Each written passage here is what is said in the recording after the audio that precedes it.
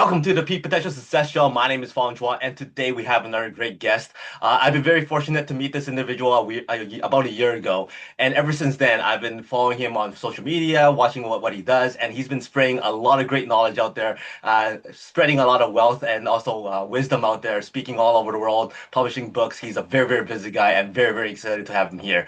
He has about 30 plus years of experience in about property management and property investing. He's been featured in the Canadian Real Estate Wealth magazine. He's also hosted seminars, webinars, workshops in investing and also property management. He has an award-winning firm with Upper Edge Property Management, who provides exceptional experiences for their investors and also the residents. He hosts a top 20 podcast called Invest to Win. He also has another podcast, which is My First Keys. And his passion is to really provide families with the confidence and the knowledge that they need to succeed and achieve financial freedom through real estate. So please welcome real estate investor, best-selling author, and also international speaker, Mr. Garrett Wong. Thanks, Fong.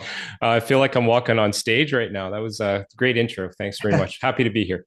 Awesome. Well, thanks for being here. And I'm sure you're going to be walking on a lot of stages in the future as well. So always a joy to have you here. Always joy speaking with you and just learning more about what you do and how you help other people. But before we get to the details and the nitty-gritty information that you're going to be sharing with us, share with us, how did you get to where you are today? Like, I know you had a family with regards to restaurants and all that kind of stuff, and then you transferred over to real estate. Share with us that journey. Yeah, how much time do we have? I'll give you the medium version. Born and raised in Winnipeg, Canada, son of immigrant parents. Went to university for sciences, made it into the PhD program, molecular biology. 6 months away from graduating with my PhD. And again, Asian parents, you can just imagine. And I decided to quit. Okay. 6 months from graduating, right? I know, my parents wanted to call me a doctor. And the reason is I bought a rental property and bought that single rental property while I was in grad school. And the bug took off. And yeah, I decided that's what I wanted to do. So I had enough research in my grad studies to get a master's degree. So I took 6 months to write up my master's thesis. So I do have a master's in molecular biology, master's in science. I used that to get work for a pharmaceutical company for a couple of years, worked for the federal government in the virology lab here in Winnipeg. That's sort of equivalent to the CDC in Atlanta if you're in America. And I used that as a springboard to buy and purchase 75 doors, 43 properties while working full time over the next 10 years. Oh, wow. Started a property management company in the middle of that. And then formally started expanding that aggressively in 2007. I was also a realtor for a few years with Century 21. And yeah, now I've got a property management company here in Winnipeg that's kind of running on autopilot. So it's been about 28 plus years. Very passionate about teaching others, as you can tell, and kind of a serial entrepreneur. So I've got a lot of things going on right now. In addition to the property management company, I'm starting a roll up in grass cutting and snow removal. Also starting an AI company that's going to help contractors market themselves and then have sort of an AI backend to handle their back office, right? I think that's sort of the medium version. I mean, there's lots we can dig into other things in there, so fire away. That is absolutely amazing. I mean, for somebody who's been in that mindset of microbiology and science and like very left brain stuff to just jump over into entrepreneurship is very, very impressive. Share with us that moment where you went to your parents and goes, "Yeah, I'm done with all this. I know I spent so much time. I know I'm very, very close, but I'm done." Like, what made you think that you're gonna you only had half a year left? You could have just, toughed your way through it, get it on paper. It's done. Now focus on that. Why didn't you just do it, just finish it off? It's interesting. Lots of people ask me this, right? Or do you have any regrets? And I remember, so I mean, I have to go back a little bit because both my parents, even though being immigrants, both entrepreneurs. Mom was a music teacher. My dad came here when he was I don't know, 8 years old, 9 years old. Ran a restaurant with his dad above a pool hall or below a pool hall. Lived above a pool hall and then ran this sort of greasy spoon type restaurant, not a Chinese restaurant. And then my dad ran a print shop after that, and then had a Chinese restaurant. And in that Chinese restaurant, about, I mean, we had it all through me growing up, right? Probably 11, 12 years old. He bought into this family Chinese restaurant that was on my mom's side, 50 years in the family. Wow. And so I remember overhearing them when I was like, I don't know, maybe 17, 18 years old, and they were renting the building space like most restaurants do. And the landlord was going to raise the rent and he was trying to evict them. And I just remember this big flurry of activity over 3 weeks. All of a sudden, we're closing down the old building. And I mean, I was pretty young, right? And he basically, I heard later that he had these two C-class duplexes, um, and he had sold them and then bought the new building where he moved the restaurant. And I'm just like, how is that possible? I didn't even know he was a landlord. I didn't know what that was. And it kind of stuck with me and it planted that seed. So when I had the opportunity to buy this C-class duplex, that's exactly how I got started. I had that. And at the same time, when you talk about academia, you talk about university grad studies, it's pretty, at least back then, it was pretty tough. And so you have to get your PhD and then you have to do a postdoctoral fellowship. And that's usually 2 or 3 more years of school. So you got to remember, I'm already 27. When I graduate from a PhD, I still have 3 more years of school. And at the time, I was president of our Students Association, which put me automatically on the search committee for the next professor at University of Manitoba for our department, okay, medical microbiology. So I'm on this search committee and I'm looking at all of these candidates and they're like 30, 40, 50 years old and they've got first authors. Like, so as a scientist, you're judged by the number of articles in your research. And so when you say, the top journals, Nature, Science, Journal of Medicine, Journal of Biochem, right? Those are all like peer-reviewed journals. They're very prestigious.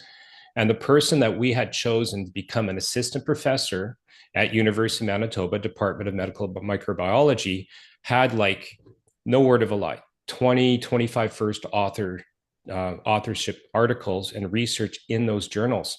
And I'm thinking, how am I going to compete against that? And it was for a $45,000 job. Oh. And then I heard you're not going to need just one postdoc, you're going to need two just to be able to get out into the workforce. Mm. So I was reevaluating.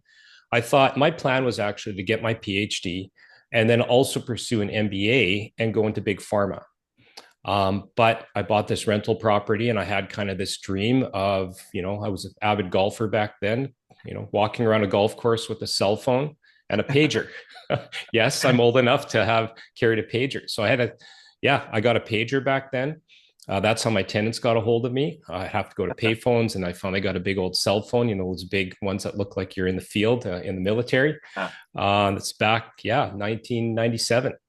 And I never really looked back. But I did know, I was smart enough to know that I did need that job because for whatever reason, big banks and traditional mortgages, they need you to have that full-time so-called permanent position, even though there's no such thing as permanent in safety. So that's kind of how I made that decision. And once I'm left brain, but once I make a decision, I'm pretty focused on it. So once I had made it, I hyper focused on it. I did everything I could to try to make that life happen for me.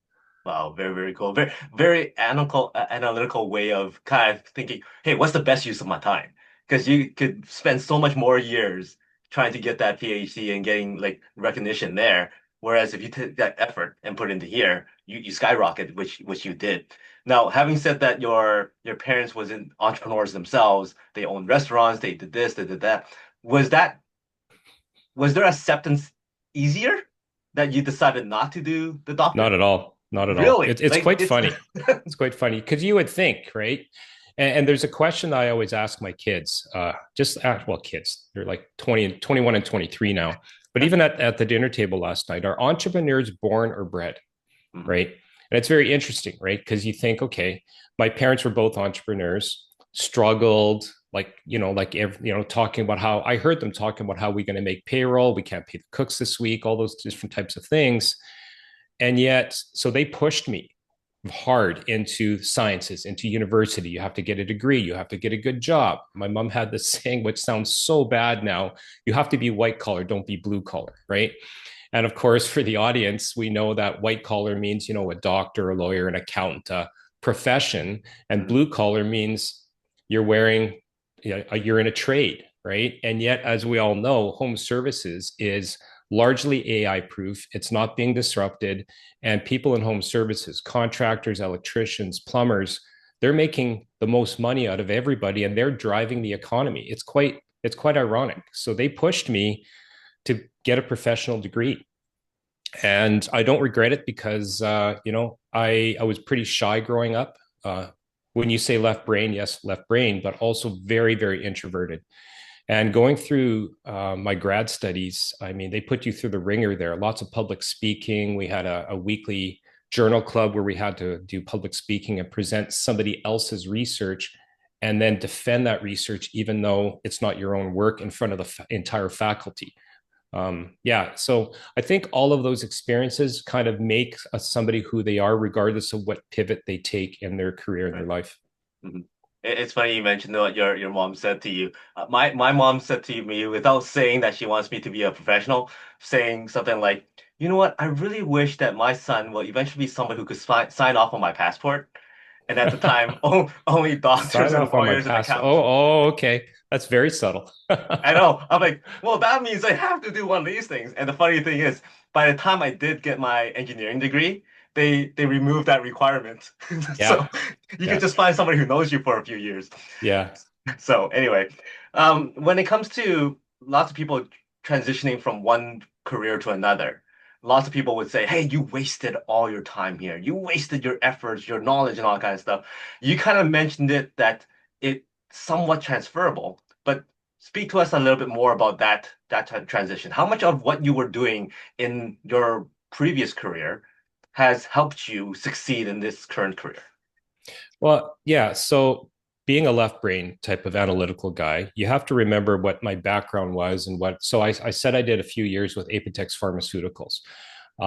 If you think of the pharmaceutical industry, you have SOP, standard operating procedures. You've got ISO accreditation, entire quality assurance departments. Like we actually had an SOP on how to write an SOP, and I'm serious. And then when you think about producing something like Tylenol or aspirin, the FDA will go all the way back to determining how you wipe down the counter before you took out the different reagents to start that particular process. So we had an SOP on how to wipe the counter. We had an Oh, SOP on how to mix the 70% alcohol, the ethanol, on how to wipe said counter. So when you think about property management and real estate and starting and scaling a business, everybody talks about processes and scaling and SOPs. Well, I had all of these skills. I mean, once, Apotex Pharmaceuticals found out, obviously they hired me for my master's degree and I started in the process department. But once they found out I had a flair for writing and I had this process sort of oriented mind, I think I became one of the lead SOP writers there for a couple of years. So I've written thousands of SOPs. Translate that into being a solopreneur, opening up a property management company. Then of course, like everybody did, I read E-Myth, right, by Gerber. And, they talk about if the audience doesn't remember, you kind of create a business, you start a business, you have this org chart, like, so for people who mm, are listening here on Spotify, I kind of have my hands in a pyramid here. And you put yourself as the president, CEO, founder, and then you make boxes for every single position that you can picture in your company, but you put your name there. And then on the bottom row, you start making all the processes and SOPs. And then when you're ready and you're scaling and you have the income, you replace one box with an assistant, somebody that you hire. But the process and the SOP and the training manual is already made for that, right? Until you fill up all those bottom rows and all of a sudden add water. And now you have a company, right? So the yeah. SOP writing definitely helped me. My scientific thinking helped me to become a very, very good problem solver, which I think are both skills that transfer into business. How about the speaking side? Did all that practice in presenting cases and all that kind of stuff help you throughout your entrepreneurship too? Yeah. So when you think about creative writing, um, you know, creative writing, I think, is one of the skills, when you're writing scientific journals, right? You have to write very dry. They call it dry scientific writing, right? Third person dry, not first person. Mm. So you get to do that. And then, like I said, this journal club, being able to present. So I did, oh boy. So I had obviously high school, 5 years of undergrad, and then I was in the PhD program for 5 years. So that's 5 years, once a week, 52, trying to 250 presentations Oh of wow. other people's work. Okay. And that's just what they call the journal club. That doesn't include my other normal presentations, defending my thesis, the normal other things I had to do for other grad courses. That's just randomly once a week, picking, again, anything, right? Any scientific journal, any scientific topic, and then figure out how to read that quickly. And you don't really get credit for this. This is just a requirement for being in the faculty, and then breaking that down, making a PowerPoint presentation, presenting it live, and then having to answer questions about stuff that's not your own work for essentially faculty that used us as lunchtime entertainment. And I'm serious, they would just rip us apart. So that gave me the skills not only to problem solve and present, but to be, courage under fire, to be able to get on stage and have very, very tough questions asked of you, and to be able to improvise, think on your feet.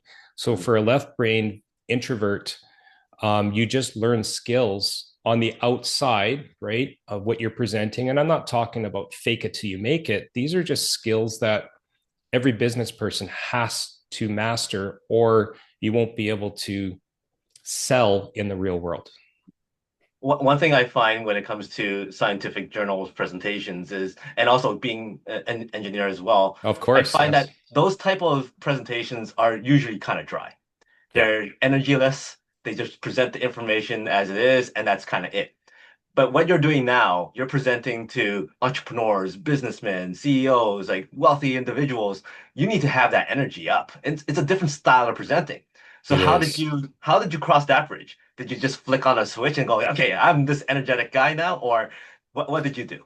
And the thing is, I'm not an energetic guy, right? I'm very introverted. I have a very close knit friend group. I'm not the life of the party, right? Mm, Um, I'll give you an example. So, about a month ago, month and a half ago, I was on stage at the Sydney Opera House, right? As you know, JT had an event where a bunch of business people were the first ever to speak on stage at the Sydney Opera House. And when I was doing my keynote, when you're speaking to anybody, you always have to think, who is your audience and what are they supposed to get out of it? And I think too many speakers get on stage and they think, what's in it for me, right? I want to sell, I want to do this, I want to do that. But the number one thing that I've learned speaking is attract attention. And what I mean by that, I don't mean go out in a fluorescent green suit.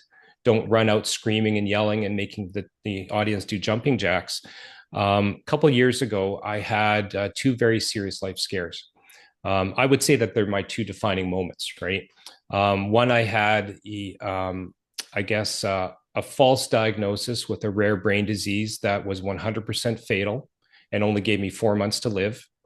And once I got through that, 3 weeks later, I'm an avid fisherman, Canadian, right here in Manitoba.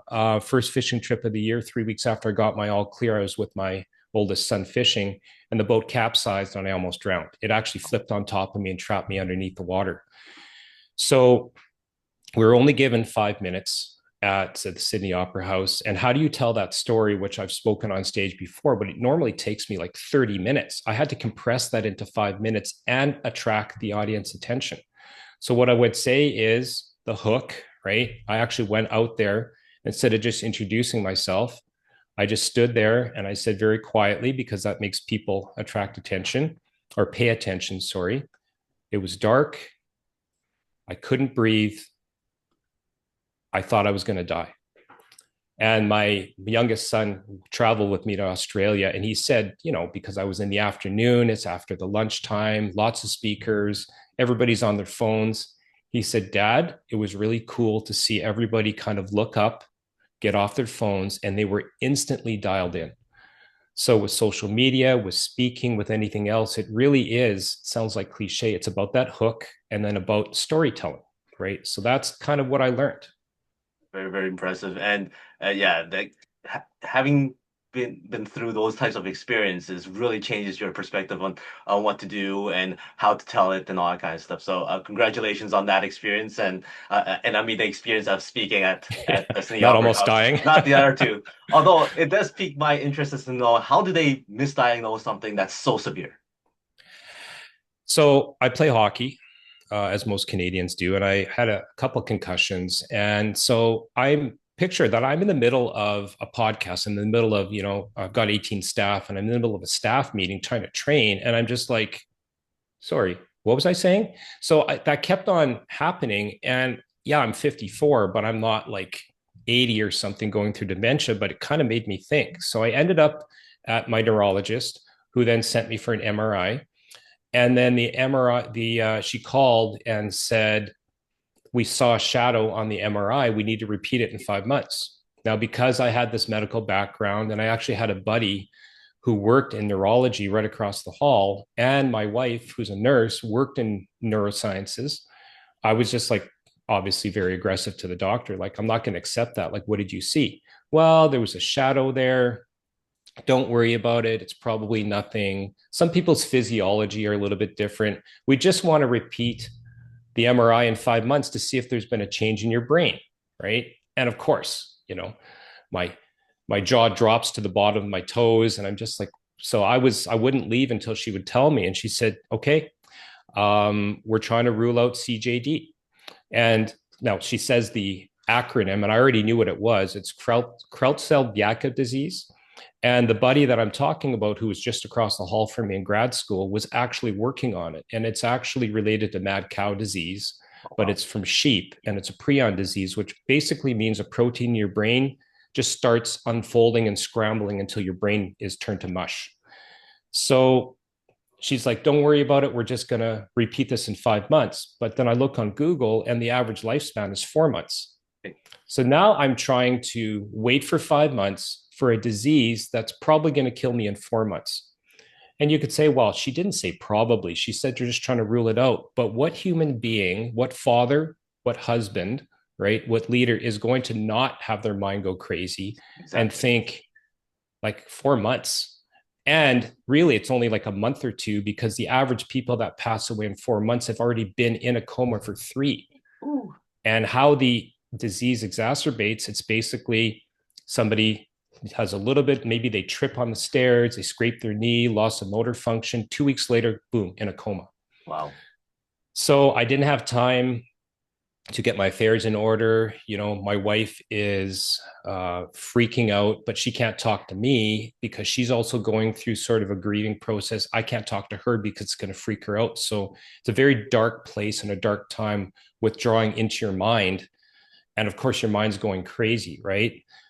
So I think one of my superpowers is to be able to actually compartmentalize stress. So whatever comes at us, like, okay, you know what? You've got this lawsuit from whatever, right? Because as a business owner, I mean, we get sued all the time. The bigger you are, the more that people want to take you down. And I'm just kind of like, okay, I'm going to put that away. I'm dealing with whatever I'm doing right now, whether it's being on a podcast or whatnot.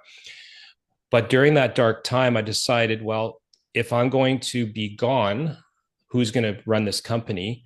Automatically, the company is going to be passed on to my estate, my wife. She's a like full-time nurse, right? I don't think she wants this big steaming pile of, you know what, in a because property management's tough, right? 18 employees, hundreds and hundreds of units and tenants and owners. So I decided, even though I had all of these processes, I really decided to focus on what would happen and could the company really run itself.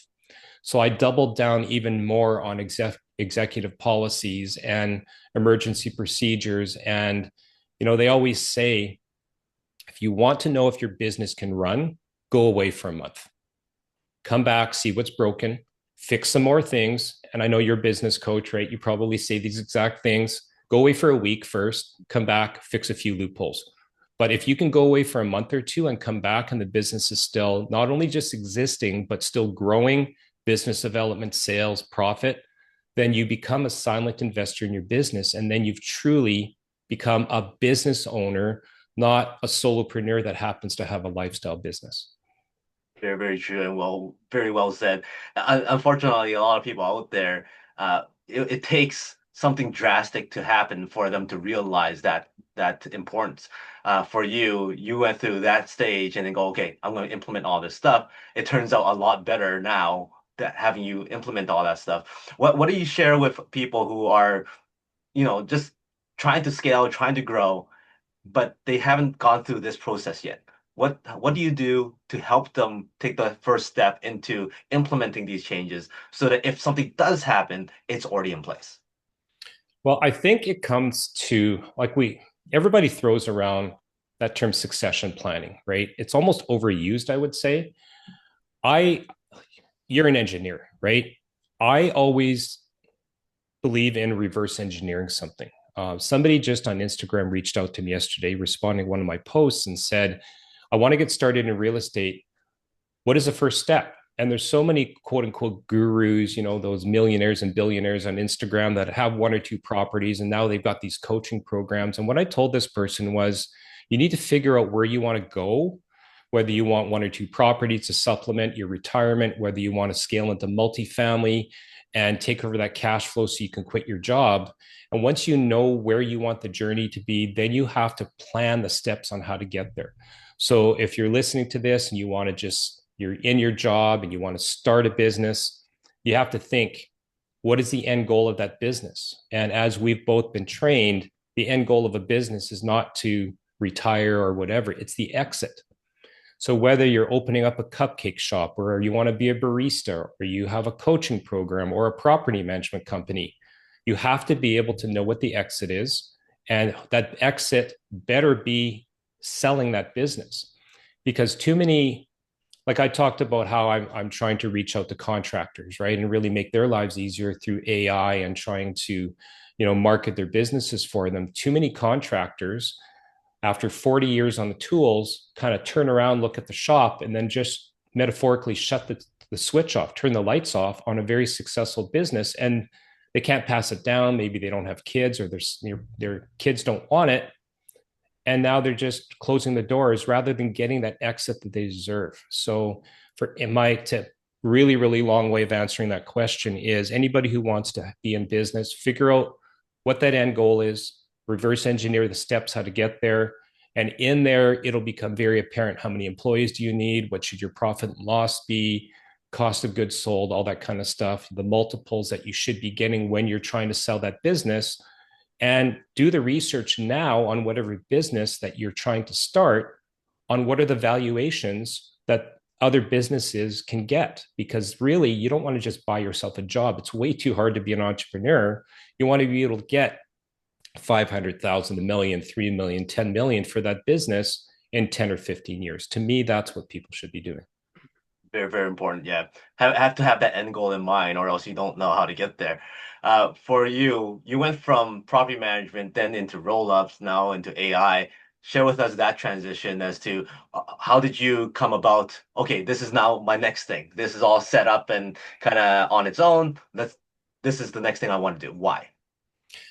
Well, number one, property management is I think it's always going to be in my blood. It's always going to be there. I mean, you need property management and that knowledge if you ever want to touch anything in real estate. I don't care whether you're passively investing in a REIT or you're, an LP for limited partner in a, any kind of syndication. But, that's part of it, property management, to manage the manager. So I will always have that with me. But being in property management, we have subcontractors. I've got like 80 or 90 trades that we have vendor agreements with for our management company, 4 electricians, 4 plumbers, HVAC companies. And so there is a term out there that people use for vertically integrating, right? So the property management company is ideally situated to vertically integrate into many, many industries. And so, for example, if I wanted to do a roll up in plumbing, well, I already have 4 or 5 plumbing companies. And we are already the platform company that is getting that bulk of work for our current investor clients, right? Like we probably bill out just $1 million in and of itself every year just to subcontractors. So I started thinking, and obviously doing the M&A roll up training with Adam Coffey, and we're throwing around these names and terms that you and I are in the same business groups, and it's kind of got me thinking, what is my exit? And yes, I can exit the property management company, but I just want to create things, right? So once I heard about the roll ups and the arbitrage that you could have and the multiples, and to be able to ultimately help even one trade kind of take them along, buy only a portion of their business, and then instead of them selling a business for $1 million, they're going to be able to sell for 7, 8, 9 million, because now we're rolling up all of those pieces into being bought up by private equity. I started looking around for what business can I integrate that I already know. So obviously, I'm already in home services. I'm just sort of the rainmaker for all of these home service businesses. And then what industry do I want to choose that's going to be largely AI proof, right? AI resistant, right? So I'm choosing grass and snow, but easily electrical, plumbing, all of these different types of things. I don't see AI robots ever going into a house and fixing a plumbing leak, or crawling into a furnace and changing out a control board, or diagnosing a cracked heat exchanger. I just don't see that. And for me, being up here Canadian in Canada, recurring revenue is the biggest driver of private equity. That's what they're going to look at. And you also want a segregated industry, which means you don't want to have a lot of big players. You want to have a lot of small players that you can have the choice to purchase. And quite honestly, there's more businesses for that could be purchased in these spaces than you could ever hope to have money to purchase. There's just so many people with a truck, a couple of lawnmowers, or maybe one or two trucks and their plumbing outfit. And so that's why I chose to go there. And then reoccurring revenue, right?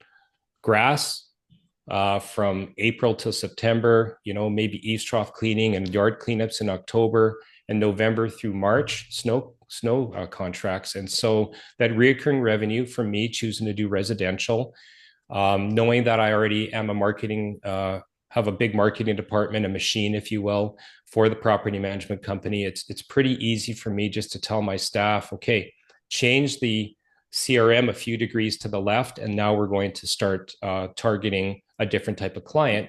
But we already have all of the support staff, all of the landing pages built, all of the email marketing, and more importantly, all of the automatic AI voice agents that can answer these calls, automatically do the business development call, and then book something in another person's calendar, automatically give them a summary, everything. It's already built. So yeah, it's pretty easy for me to just change a few resources to that without spending a ton of money as a traditional startup. Very, very cool. I find it interesting that you find an industry that's AI resistant, yet you also have another part of your expertise. It's helping other companies and businesses implement AI into their companies Yeah. to grow stronger. Share with us that aspect of it as to how you differentiate the two and how you are able to help others implement AI. So, I mean, everybody's in AI right now, right? In some way, shape, or form. And I think the average person a year ago didn't know what ChatGPT is or was, and now everybody uses ChatGPT. But there's a huge, I'll call it a war out there, a competition, a race. Um, Grok, Gemini, OpenAI. There's just so many companies, and so to me, it's not an if, it's a when, right? So there's a lot of companies out there that need AI. And so there's going to naturally be, with supply and demand, a lot of companies that are going to come and be invented to service, whether it's teaching a business how to implement AI, whether teaching a business how to use different softwares. I've done that before too. But what I'm specifically referring to is trying to help, I mean, contractors, right? Contractors are people that are really, really good at what they do. They may or may not have good business skills, but there's always that dichotomy and that tug of war, if you will, of okay, I'm getting really, really busy. Do I hire somebody? Do I have back end? Because the majority of contractors I know make hundreds of thousands of dollars a year, but they're still answering their phone. They've got their phone kind of in their ear while they're kind of spinning a wrench and things like that. So it's a natural progression for me to say, okay, we can do the marketing for you as stage one, but when you get too busy, let us know, and then we can implement the AI backend for you that can handle all of your business development. I'm not going to probably go into actually like whole backend accounting systems, all that. I don't think we're there yet in terms of AI. To me, I think any business owner has to stay in their lane and do what they know they're good at. And because we've already implemented these things for my clients and for our own property management company, it's not that difficult for me to just, again, white label or just change it and ultimately just help people do that. Have you found any resistance with that? Like you speak with an owner who's been working on that for X amount of years. The whole saying goes, if it ain't broke, why fix it, right? So now you come in and go, hey, let's implement this, let's implement that. How much resistance have you ever like experienced? You know what? I would say none. And the reason for that is it is broken. I mean, you talk to any contractor, again, it's that tug of war. They either are working on the tools and making money, or they're working on quotes at night. And, you know, a contractor can spend their whole day quoting, but then they're not getting the work done. So maybe they have a couple of trucks. So now they have their employees doing that. They're spending the whole day quoting, or sorry, visiting, Yeah. and now they have a notebook, a clipboard full of properties and informations and names. And then they have to go home at night after supper when they've got a 6 and an 8 year old running around and trying to get those quotes out. And it's just rinse and repeat, rinse and repeat. So while they're making money, they're not happy because they don't have business systems. And so I've found people just welcoming my systems with open arms. They want to be able to, they can just, again, you're selling the transformation. So if we're talking business coaching, in sales or whatever, you have to make sure that you can make your prospective client understand what their life is going to look like after you have brought in your services for them. And in this case, it's a pretty easy sell to say, okay, you can just spend a little bit of extra recurring revenue here. And now your entire back end is going to be done. You're going to have a list of all of the clients in your calendar automatically. You don't have to hire a receptionist, and it's all done for you. And we just have to interview you for half an hour, 45 minutes to know what makes your company unique. And then my design team, everything else just gets the marketing done and starts running the ads. So yeah, it's been a pretty easy acceptance of it. That is awesome. And it's really difficult to see why anybody would resist to that if they realize how much more time they get and how much more revenue they can bring in. You recently released a book. Congratulations on that. Thank Share you. with us that process. Why did you write the book, and how do people get it? So yeah, I've always talked about books. And again, I do things on bucket lists, right? Sydney Opera House bucket list done. Um, Always wanted to be an author. Always wanted to have a podcast. So that's why I started podcasting a few years ago. Yeah, so it's called the Property Playbook. And it's essentially a beginner's guide on how to buy a property. But again, a gazillion books out there. For me, my kind of motto for my online community, my first keys is acquire, manage, and scale. So the premise of the book is not only how to acquire a property, and again, you can watch a few YouTube videos and listen to a podcast, talk to your realtor, and anybody can get a property. But I really dig down and go deep into the weeds on how to properly manage that property, how to deal with tenants, how to structure your real estate team properly. So, capital gains and different ways. I mean, don't just buy a property, figure out why you want to do that. And then so acquire, how to manage, and then scale, whether it's buying more single families, whether it's trading those in, and then trying to figure out how to scale into multifamily, which most investors probably want to do, but they just don't know exactly how. So I wrote the book on that premise. It's available on Kindle right now. Also, I narrated myself the audiobook, so that's also all available, and it's all on Amazon. It's awesome.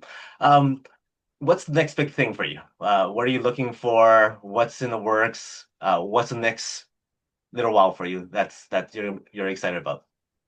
Yeah, again, I love creating, right? So it's going to be the roll up, acquiring other companies. So it's one thing to say, okay, I'm going to build this large landscaping, grass cutting, and snow removal company, but to do it organically would take just way too long. Mm. Even if I'm operating at my target of 30% profit margins, even at 30%, it still takes 2 to 3 years to double if you're using that rule of 72 Yep. in investing.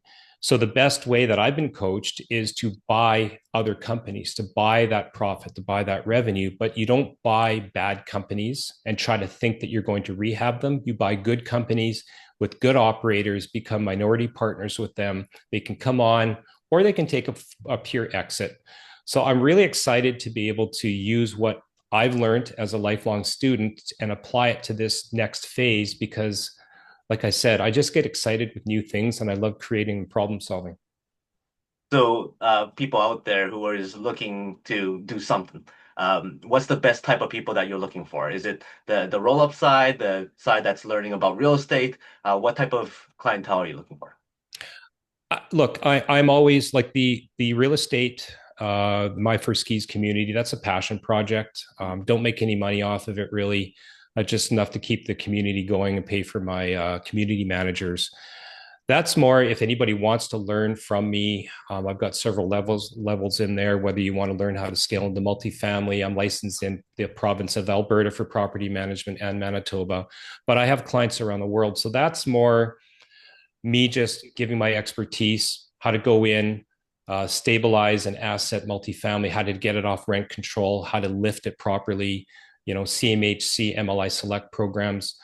I think that's sort of a side project. For me, I'm really looking for good operators that are either wanting to grow with me and that I can acquire their grass and snow businesses, or they're at the twilight where they've got knee problems and back problems because they've been walking, hundreds of miles and kilometers, I guess, being Canadian behind lawnmowers.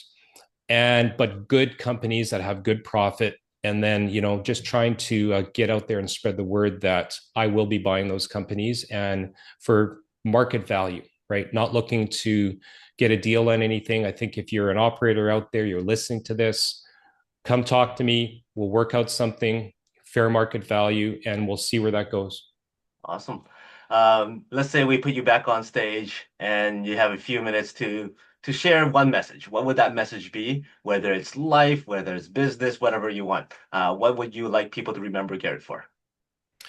I think just be present. This is something I obviously teach my family, but I also, I've got a lot of friends that are in business.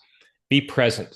Now, you can be busy, you got to push. There's no question that you have to grind as hard as you can while you're still here. As JT says, rest at the end, not in the middle. But when you are on your phone and all of a sudden you've got, you know, I don't know if you have kids, but let's say you've got your 8-year old and you take them to a movie, then be present for those 2 hours. And I mean, really present. Put the phone away. Don't just, sort of answer, yeah, okay, okay, and be completely distracted. So, whatever you do, focus on those relationships, be present for those relationships. And then I think you will live a more fulfilled life.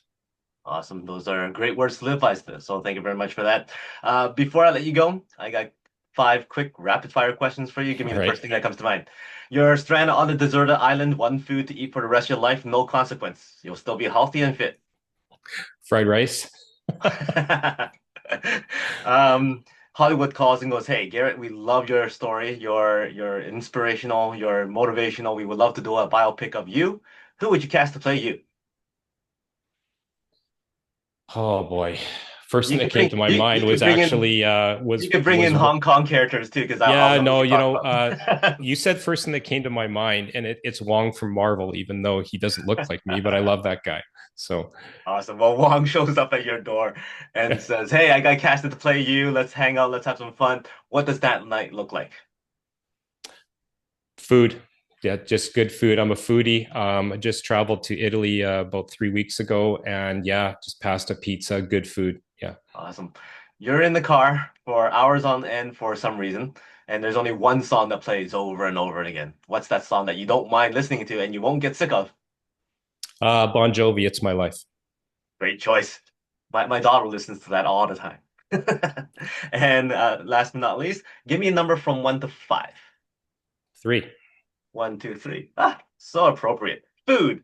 So if you had to use food as a metaphor for success, how is success like food? Say that one more time. How, Metaphor. metaphor for success. So how is success like food?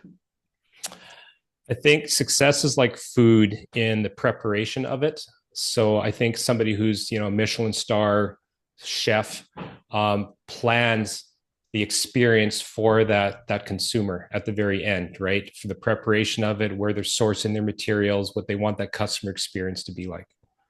Nicely done. So that's how success is like food. Thank you very much, Garrett. Always a pleasure seeing you, and I can't wait to see you in a couple weeks here. It's going to be an awesome time there. Any final words from you? No, thank you so much for having me on the podcast today. And yeah, I wish you also best of luck in whatever you're doing, and we'll see you in a couple weeks. Awesome, will do. So everybody out there, make sure you check Garrett out. He has a wealth of knowledge in property management. Also, if you're in the industry of snow removal, grass removal, cutting, and all that kind of stuff, and thinking about, hey, what's my future? He's obviously the guy to get in touch with, and also pick up his book or join his community. So once again, thank you very much, everybody out there. Today is the day to unlock your peak potential. He's Garrett. I'm Fong. We'll see you later.